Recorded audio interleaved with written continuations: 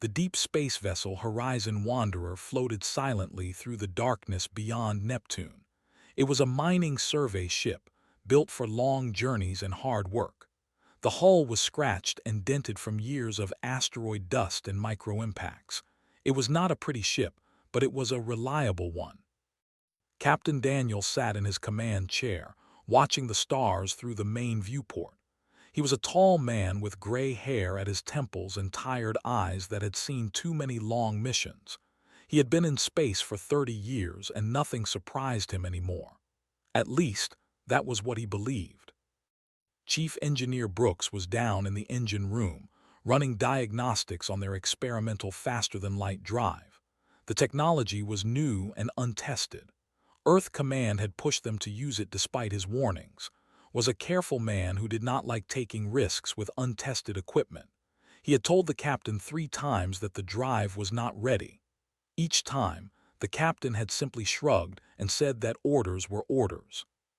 Communications Officer Lisa Martinez was at her station, monitoring the usual background noise of space.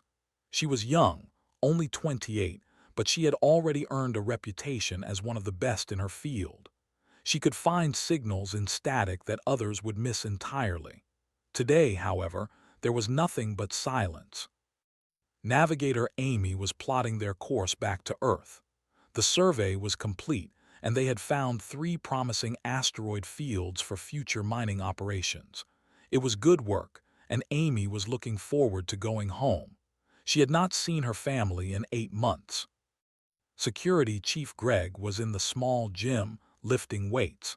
There was not much need for security on a mining survey ship, but regulations required his presence. Greg spent most of his time exercising and reading old military history books. He found the emptiness of space boring compared to the stories of ancient battles. Medical Officer Price was in the medical bay, organizing supplies. She was a calm woman who rarely raised her voice.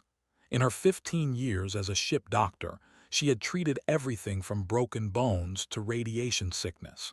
She hoped this trip would end without any serious injuries. Pilot Mitchell sat at the helm, his hands resting lightly on the controls. He was the youngest member of the crew at 25, but he flew the ship like he had been born in the cockpit. His reflexes were fast and his instincts were sharp. Lieutenant Commander Blake was in her quarters, reviewing tactical simulations on her personal tablet. She was second in command, and she took her responsibilities seriously. She had served in the Earth Defense Force for 12 years before transferring to the Exploration Division.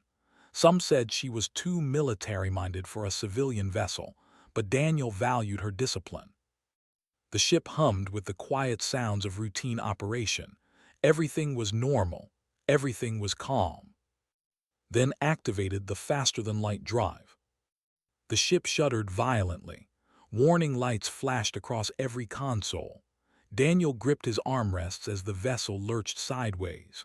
Through the viewport, the stars stretched into long lines of light, then snapped back into points so suddenly that it hurt to watch. His voice came over the intercom, tight with controlled panic. He reported that the drive had overloaded and that he had no idea where they were. The navigation systems were recalibrating, but it would take time. Daniel ordered all stations to report. One by one, his crew confirmed that they were unharmed but confused. The ship had moved, but none of them knew how far or in what direction. Amy was the first to get her instruments working again. She stared at her screen for a long moment, then looked up at the captain with wide eyes. She told him that they were no longer in the solar system. They were not even in the same region of the galaxy. Before Daniel could respond, Lisa's console erupted with incoming signals. Dozens of them. Hundreds. She told the captain that they were being hailed on multiple frequencies and that there were ships everywhere. Daniel looked through the viewport and felt his breath catch. Surrounding the Horizon Wanderer were warships unlike anything he had ever seen. They were massive and angular, covered in strange symbols that glowed with soft blue light. There were at least 50 of them, and more were arriving every second. Greg arrived on the bridge, summoned by the alarm. He looked at the alien fleet and let out a low whistle. He asked if anyone else felt like they had just walked into someone else's living room without knocking. Lisa managed to isolate one of the incoming transmissions. The ship's universal translator, a program designed to decode patterns in unknown languages, worked frantically to make sense of the alien speech. After several tense minutes, words began to form on her screen. The message was simple and direct. It identified the speakers as the servants of the Grand Hegemony. It stated that the human vessel had entered sovereign territory without authorization. It demanded immediate surrender and compliance. Daniel read the message twice. He asked Lisa if she could send a response. She nodded and opened a channel. Daniel spoke calmly. He identified himself and his ship. He explained that they were explorers from Earth who had experienced a navigation malfunction. He stated that they meant no harm and requested assistance in returning to their home system. The response came quickly. A commander appeared on their main screen. He was tall and with 4 arms and large compound eyes that reflected the bridge lights. He told Daniel that the humans would be escorted to a processing facility for evaluation. He said that the Grand Hegemony would determine their fate. Daniel asked what the Grand Hegemony was. The commander seemed surprised by the question. He explained that the hegemony was an empire of 40 species spanning 3,000 star systems. He said that it had existed for 12,000 years, and that all intelligent life in this region of space answered to its authority. Daniel nodded slowly. He turned to Amy and asked if she could calculate how large that territory was compared to their estimates of the galaxy. Amy worked her console for a moment, then shrugged. She said it was about 2% of the galactic disk. Not bad, but not overwhelming either. The commander's eyes flickered with something that might have been confusion. He had expected fear. He had expected begging. Instead, these strange, soft creatures were doing math and shrugging. He ordered his ships to take the human vessel in tow. As they moved, he watched the alien captain through the communication link. Daniel sat calmly in his chair, already asking his crew for damage reports and system checks. He showed no sign of panic. The commander ended the transmission and contacted his superiors. He told them that the humans were secure, but that something about them felt wrong. They did not react like conquered beings. They reacted like they were simply having a strange day at work. His superiors told him to bring them in anyway. They would learn fear soon enough. The Horizon Wanderer was pulled through space by tractor beams for 3 days. During that time, the crew watched through their viewports as they passed wonders that should have taken their breath away. They saw space stations the size of small moons. They saw ships that moved without visible engines. They saw planets wrapped in glowing shields of energy. Daniel observed it all with quiet interest.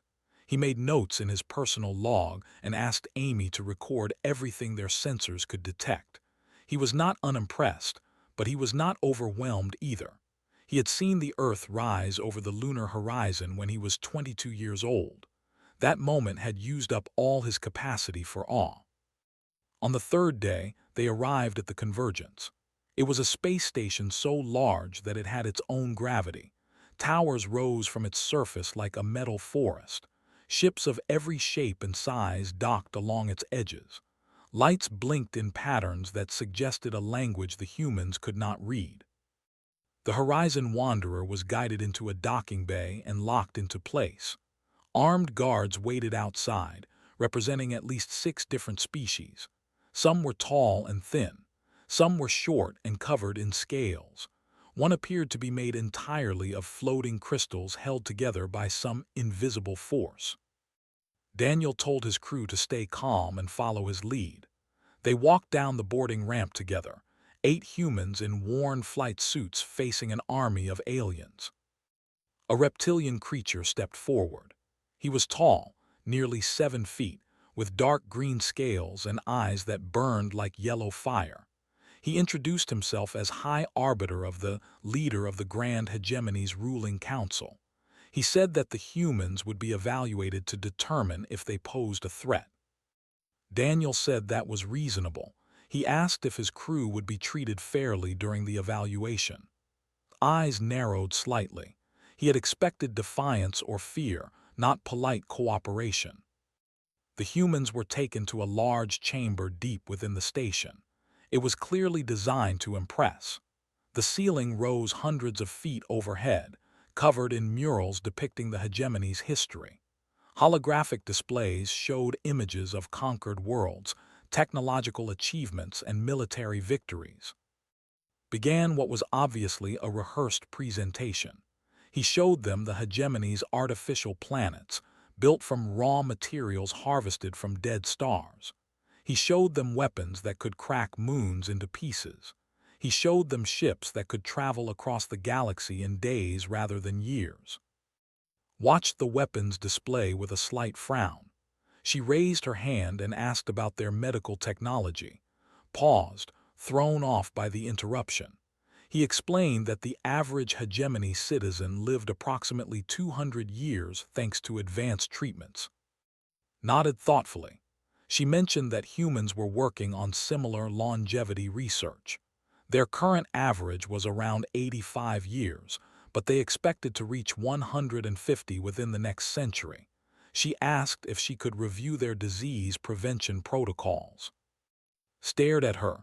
This small pink creature was not impressed by weapons of mass destruction, but was interested in medical research. He did not know how to respond.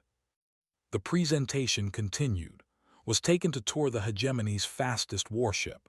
He walked through its corridors with his hands clasped behind his back, examining everything with a pilot's eye.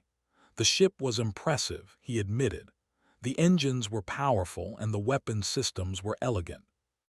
But he had questions. He asked why they had not developed drone swarms for combat situations. He asked about AI-assisted targeting systems. He asked if they had ever experimented with ships that could operate without crews entirely. His guide, a nervous young officer, did not have answers to any of these questions. Thanked him politely and said that he looked forward to comparing notes once formal relations were established between their peoples. Meanwhile, had been given access to the hegemony's historical archives. She spent hours reading through records of their 12,000-year existence. She learned about their founding, their expansion, and their consolidation of power. She learned about their laws, their customs, and their social structures. She also noticed something interesting. In all that time, the hegemony had fought exactly 3 major wars. Their military existed primarily as a peacekeeping force. Their tactical doctrines had not been updated in over 1,000 years because there had been no need. She found Daniel in the quarters they had been assigned and shared her findings. The hegemony was powerful, she said, but they were not warriors. They had achieved dominance through diplomacy and economic control, not through combat.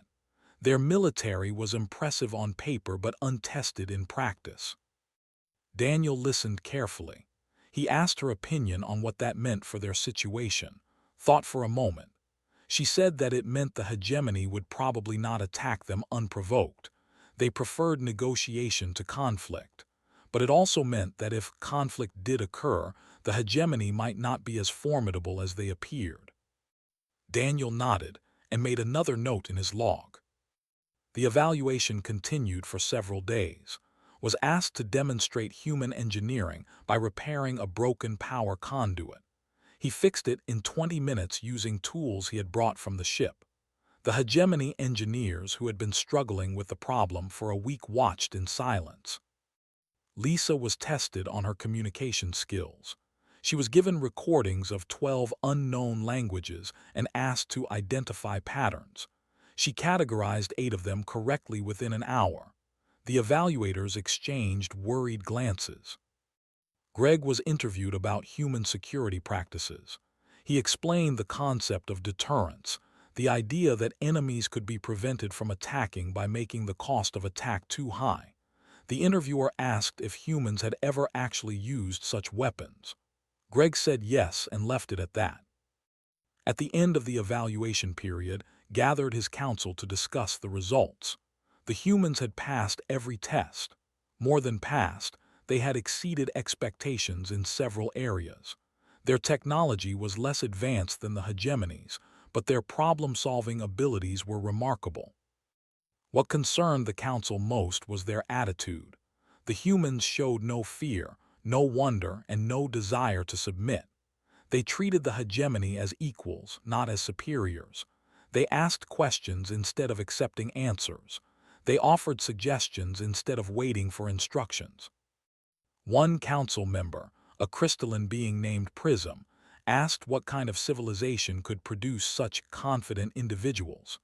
They had only been traveling through space for a few centuries. How could they be so unafraid of a 12,000-year-old empire? Did not have an answer. He decided that more investigation was needed. He would assign a cultural liaison to study these humans more closely. Perhaps the answer lay in their history. He chose a small, furry creature named from the species, was young, curious, and skilled at asking questions without causing offense.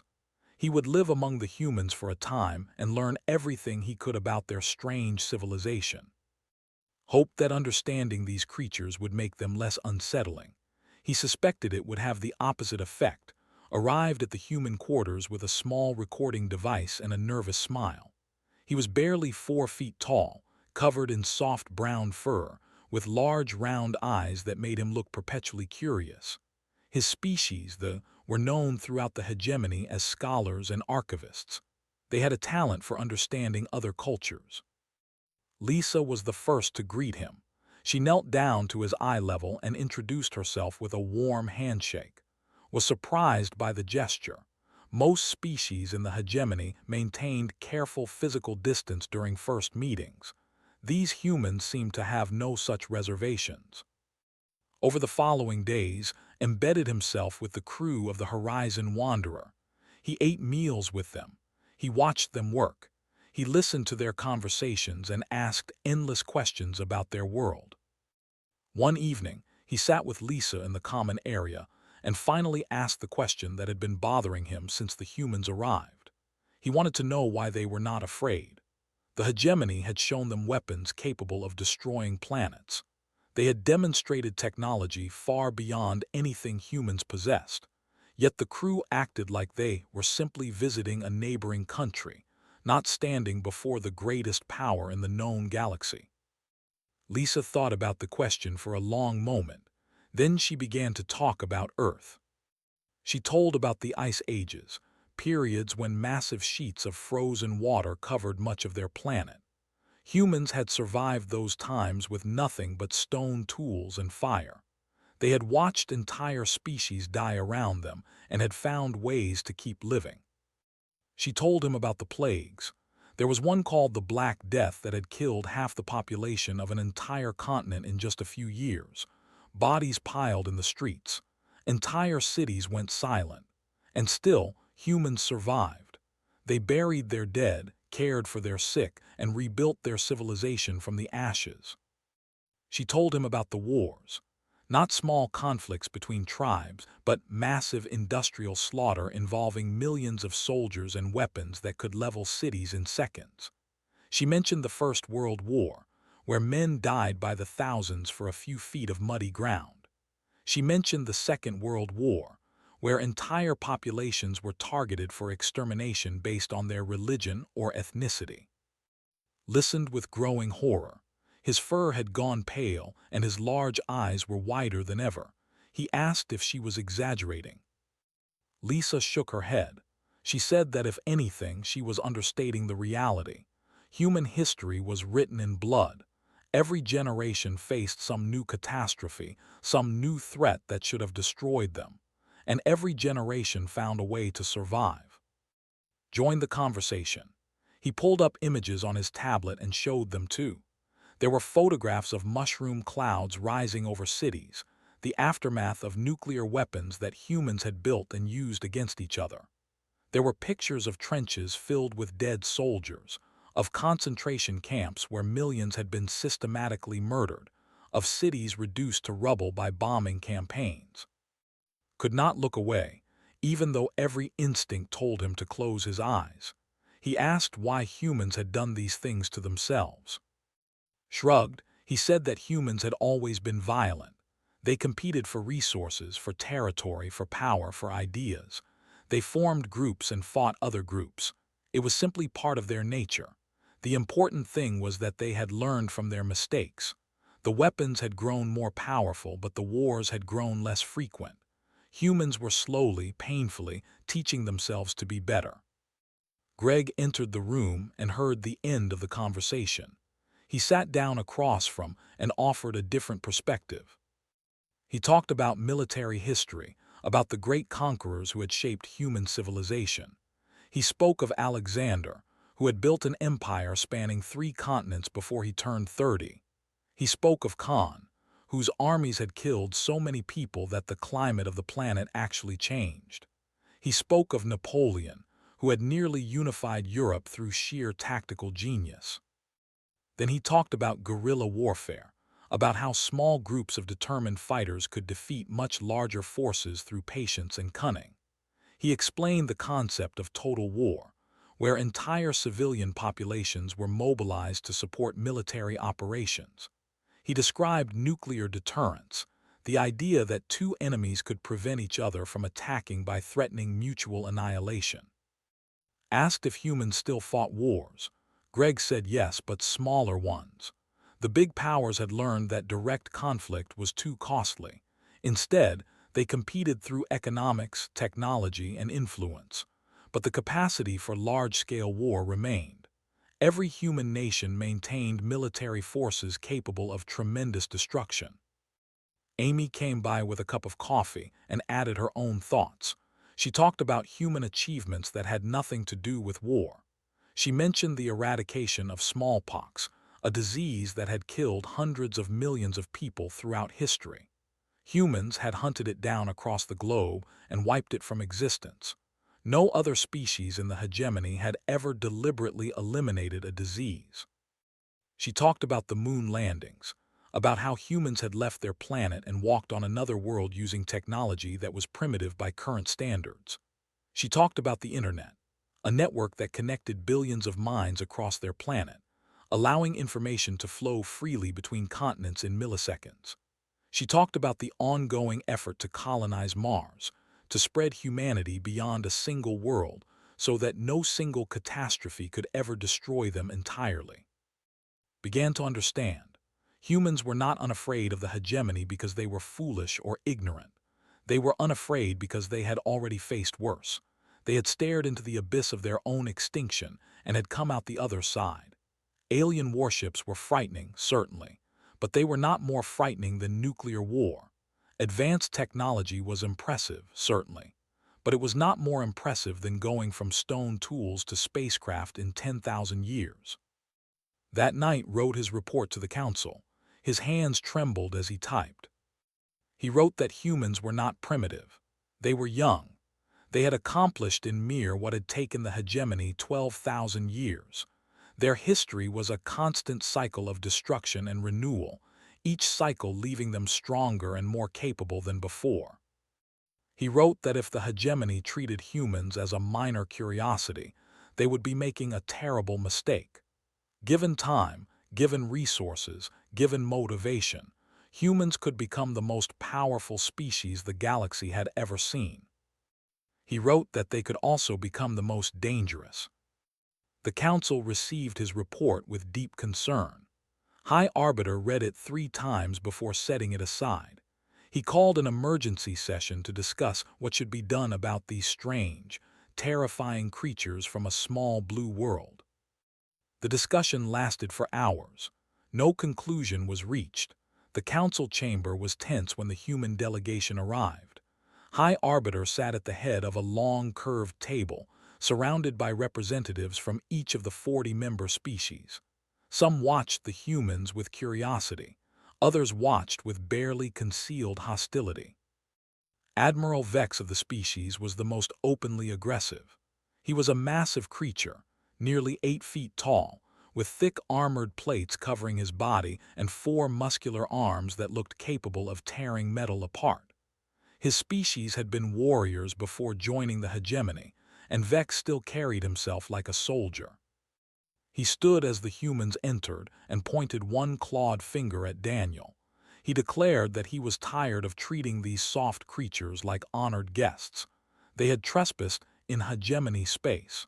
They should be made to understand their place in the natural order of things. Daniel met his gaze calmly. He asked what Admiral Vex proposed. Vex smiled, revealing rows of sharp teeth. He suggested a demonstration, a simulated battle between human tactics and hegemony tactics. Let the newcomers prove that their confidence was justified, or let them be humbled before the council. The chamber fell silent. Several council members looked uncomfortable. This was not how the hegemony usually handled diplomatic situations. Daniel turned to and raised an eyebrow. She gave a small nod. Daniel accepted the challenge, but he had one condition. The simulation would use equal resources, same number of ships, same types of weapons, same starting positions, no advantages for either side, a pure test of tactics and strategy. Vex laughed. He said the terms were acceptable. He would personally command the hegemony forces. The humans could choose whoever they wished to lead their fleet. Daniel looked at. He told the council that Lieutenant Commander Blake would represent humanity. The simulation chamber was a marvel of technology. It was a massive sphere, hundreds of feet across, filled with holographic projectors that could create perfect representations of ships, planets, and space itself. Observers sat in galleries around the perimeter, watching the action from above. And Vex each took positions at command consoles on opposite sides of the chamber. Their fleets materialized between them. Each side had 100 warships, identical in every way. A small star system formed around them, complete with a yellow sun, 3 planets, and an asteroid belt. The rules were simple: destroy the enemy fleet. The side that lost fewer than half their ships would be declared the winner. A tone sounded, and the battle began. Admiral Vex immediately ordered his fleet into formation. The hegemony had used the same basic tactics for thousands of years. It was called the Tide, a slow advancing wall of ships that overwhelmed enemies through coordinated firepower. Every vessel supported its neighbors. Every gun fired in sequence. It was efficient and methodical, and had never been defeated. The hegemony fleet moved forward like a wave of metal and light. Watched them come. She had studied their tactics in the archives. She had read their military manuals and analyzed their historical battles. She knew exactly what Vex would do. She split our fleet into 3 groups. The first group, consisting of 30 ships, moved directly toward the hegemony formation. They engaged at long range, trading fire with the advancing enemy. Losses mounted on both sides, but ships gave ground slowly, drawing the hegemony forward. The second group of 40 ships swung wide to the left. They used the asteroid belt as cover, moving through the rocky debris in a way that would have been suicidal for less skilled pilots. Had programmed the maneuvers himself, based on techniques he had developed during asteroid mining operations. The third group of 30 ships appeared to retreat entirely. They fell back toward the edge of the system, disappearing from sensors as they moved behind the bulk of the star. Admiral Vex pressed forward confidently. The humans were breaking apart. They were scattering like frightened animals. He ordered his fleet to focus fire on the retreating center group, determined to crush them before they could escape. Then the second group emerged from the asteroid belt, directly behind his supply and command ships. Vex spun his formation to face the new threat. His carefully coordinated tide broke apart as ships turned to engage enemies on multiple fronts. The humans struck fast and hard, targeting engines and communication arrays before pulling back into the asteroids again. Vex roared orders at his captains. He sent 40 ships to chase down the second group. He kept the remaining 60 focused on the center, which had stopped retreating and was now advancing again. That was when the third group reappeared. They had looped around the star itself, using its gravity to slingshot themselves at tremendous speed directly behind the Hegemony command ship. They hit with everything they had, concentrated fire from 30 vessels striking a single target. Admiral Vex's flagship exploded in a ball of simulated light. The Hegemony fleet fell into chaos. Without their commander, individual captains made individual decisions. Some continued fighting. Some tried to regroup. Some turned to flee. The coordinated wave had become a confused mob. 3 groups reunited and began systematic elimination. They struck in formations of 5 ships each, overwhelming isolated enemies before moving to the next target. They used the planets and asteroids as cover. They retreated when pressed and advanced when openings appeared. The battle lasted 47 minutes. When it ended, the Hegemony had lost 73 ships. The humans had lost 11. The observation galleries were completely silent. Hundreds of beings from dozens of species stared at the final readout, trying to understand what they had just witnessed. Stood from her console and stretched her shoulders. She mentioned casually that the basic strategy was called a double envelopment. A human general named Hannibal had used it to defeat a much larger Roman army over 2,000 years ago. She had simply adapted it for three-dimensional space combat. Admiral Vex sat motionless at his console.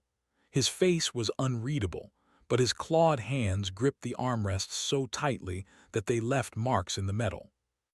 High Arbiter found his voice. He asked how this was possible. The Hegemony tactics had been refined over. They represented the accumulated wisdom of 40 species. Turned to face him. She explained that was exactly the problem. The Hegemony had not fought a real war in over 1,000 years. Their tactics were theoretical. They looked perfect on paper but had never been tested against an enemy who did not follow the same rules. Humans, she said, had been fighting each other since they first picked up rocks and sticks. Every generation produced new strategies, new weapons, new ways to kill. They learned from their enemies. They adapted to every situation. War was not an abstract concept to them. It was a constant companion throughout their entire history. She was not boasting. She was simply stating facts. The council adjourned without formal conclusion. As the delegates filed out, many cast long looks at the human delegation. The curiosity was gone from their eyes. In its place was something new. It might have been fear. The days following the simulation were filled with whispered conversations and secret meetings throughout the convergence. The news spread quickly through the station and beyond. A primitive species from an unknown world had humiliated Admiral Vex in single combat. The great tide had been broken by creatures who had only been traveling through space for a few centuries. Some called it luck, some called it a trick, but those who had watched the battle knew better.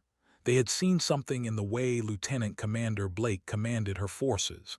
There was a coldness to it, a practiced efficiency that spoke of generations of refinement. These humans did not fight like amateurs who had stumbled onto something clever. They fought like predators. High Arbiter spent 2 days in private meditation before requesting a meeting with Captain. He needed to understand these creatures. More importantly, he needed to determine whether they were potential allies or future enemies. They met in a small conference room overlooking one of the station's many gardens. Sat across from Daniel, studying him with ancient eyes that had seen empires rise and fall over thousands of years. He asked Daniel directly what humanity wanted. Daniel took a moment to consider the question. He explained that humans had not come to the Hegemony seeking conquest or power. They had arrived by accident, victims of a malfunctioning engine. They had no interest in war or domination. Their history had taught them the cost of such ambitions. What they wanted was simple: trade so that both civilizations could benefit from each other's knowledge. cultural exchange so that they could learn and grow together, mutual defense agreements so that neither would face the darkness of space alone. Asked what humanity could offer in return, the hegemony already had advanced technology, vast resources, and of accumulated knowledge. What could a young species bring to such a relationship? Daniel smiled slightly and gestured toward the door. He had anticipated this question. Over the next hour, each member of his crew presented their observations and proposals. Went first, he displayed 17 different systems he had examined during their stay. Each one had inefficiencies that human engineering principles could improve. The power conduit he had repaired was just the beginning. Human technology might be less advanced overall, but their approach to problem-solving was different. They found solutions that the hegemony's more methodical scientists had overlooked. Followed with a proposal for joint medical research. Human biology was different from any species in the hegemony. Studying it could lead to breakthroughs in treatment for all carbon-based life forms. She also offered access to humanity's extensive research on infectious diseases, including detailed records of how they had eliminated several major plagues. Amy presented new hyperspace routes she had calculated using human navigation techniques. 3 of them shaved significant time off existing travel paths. Human astronomers had a different way of looking at space, she explained. They found patterns that others missed. Discussed improvements to pilot training programs based on human flight simulators. Greg outlined security protocols that could strengthen the hegemony's defensive capabilities. Lisa offered methods for decoding unknown languages more quickly. Did not present anything. She simply stood in the corner and watched. Her presence was message enough. But Daniel saved the most important offer for last. He spoke about human perspective. Humanity had made every mistake in the book, he said. They had destroyed their environment and learned to repair it. They had built weapons capable of ending their civilization and learned to control them. They had divided themselves by race, religion, and nationality and were slowly learning to unite. They had faced extinction multiple times and had always found a way forward. The hegemony had achieved greatness through cooperation and stability. That was admirable, but it also meant they had limited experience with chaos, with conflict, with the darker aspects of intelligent life. If they ever faced a true existential threat, they might not know how to respond. Humans did.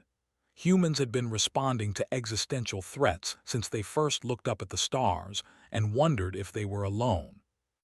The hegemony did not need human technology. They needed human wisdom, the hard-earned knowledge of a species that had survived everything the universe could throw at it. Listened to all of this in silence. When Daniel finished, the High Arbiter remained still for a long moment. Then he stood and extended his scaled hand in the human gesture of greeting. Daniel rose and shook it firmly. Said that the hegemony would provide coordinates for the Horizon Wanderer to return to Earth. He also extended a formal invitation for humanity to send diplomatic representatives for ongoing discussions. The terms of a potential partnership would need to be negotiated, but the door was open. The crew spent their final day on the Convergence saying goodbyes and collecting data. Downloaded technical specifications that would advance human engineering by decades. Exchanged medical files with hegemony physicians. Amy received updated star charts that mapped regions of space humanity had never seen. Came to see them off at the docking bay. The small, furry alien had become genuinely fond of the humans during his time with them. He approached Lisa with something like sadness in his large eyes. He asked her one final question. After everything she had seen, after all the wonders of the hegemony, was she not even a little impressed? Lisa thought carefully before answering. She admitted that the hegemony had accomplished remarkable things. Their technology was beautiful. Their society was stable. Their achievements were worthy of respect. But the hegemony had built their civilization through peace and cooperation. Humans had built theirs through fire and blood. Every step forward had been paid for in suffering. Every achievement had been won through struggle. If humanity ever found true peace, she said, if they ever learned to work together the way the hegemony did, she could not imagine what they might accomplish. The thought was both exciting and terrifying. Nodded slowly, he suspected she was right. The Horizon Wanderer departed the Convergence to a strange mixture of relief and anxiety from those who watched it go. The small vessel jumped to faster-than-light speed and vanished, carrying 8 humans and the seeds of a relationship that would change the galaxy forever. In his private chambers, High Arbiter began drafting new protocols.